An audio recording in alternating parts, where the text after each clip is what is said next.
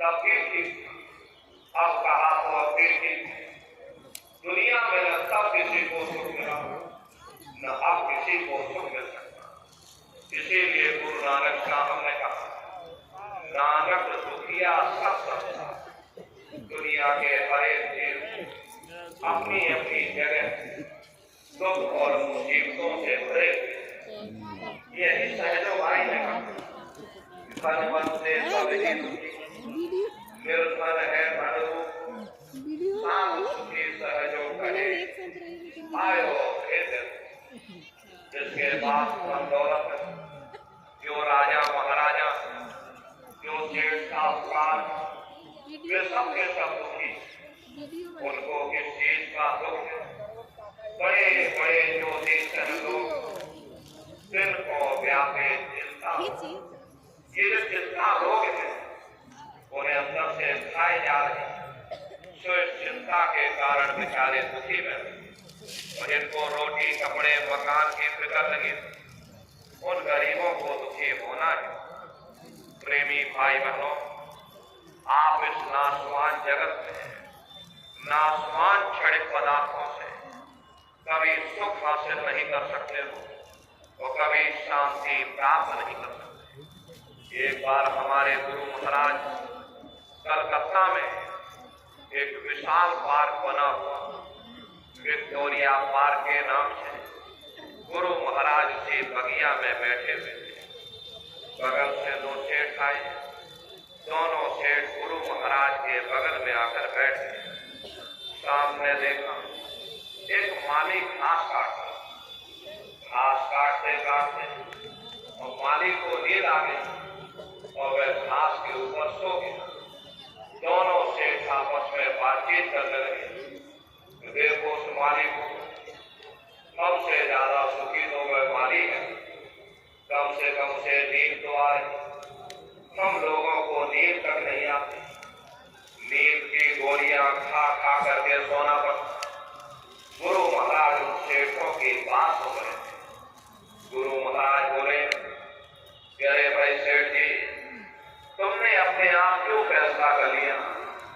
जाओ पहले माली से पूछ करके आओ, क्या वो सुखी है या नहीं। गुरु महाराज की बात को मान करके दोनों सेठ माली के पास गए। जगा करके पूछा कि भाई हमारे सवाल का जवाब दे दो, क्या तुम सुखी हो या नहीं। तो माली बोला, अरे बाबूजी, हम कहाँ सुखी हैं। सुखी तो देखो महलों में जो रहे, ऊंची ऊंची इमारतों में जो रहे, एयर कंडीशन में जो लोग रहते हैं, वे लोग सुखी हैं। हम कहाँ सुखी। गुरु महाराज उसकी बातों को सुन करके हंसने लगे। गुरु महाराज बोले, देखो ये सेठ कह रहा कि माली सुखी है और माली कह रहा कि सेठ सुखी है, और वास्तविकता यही है, यहाँ कोई सुखी नहीं। ना सुख विद्या के पढ़े, ना सुख वाद विवाद, और साध सुखी सहजो कहे, जो लागे सुन समाधि। न आलिम फाजिम सुखी है, न बड़ी ज्ञानी सुखी है, न बड़े बड़े विद्वान सुखी है। सुखी वही है जिसने दुनिया में से अपने मन को निकाल करके और मालिक के चरणों में लगाया। इसीलिए महात्मा प्रेम से समझाते कि तजो मन यह सुख दुख का धाम।